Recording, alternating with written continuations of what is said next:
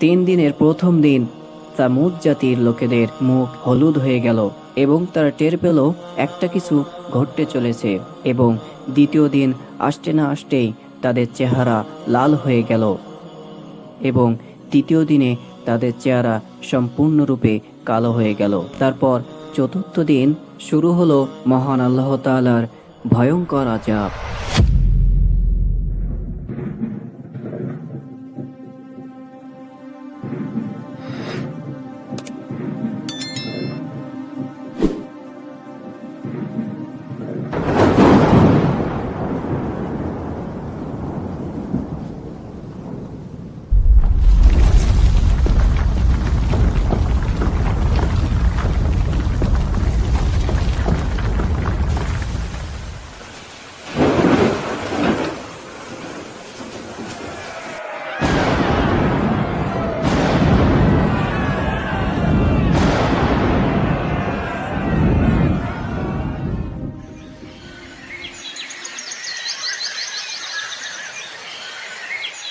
তারা দুনিয়াতে লাঞ্ছিত হয়েছে এবং আখিরাতেও তাদেরকে মহা শাস্তি দেওয়া হবে।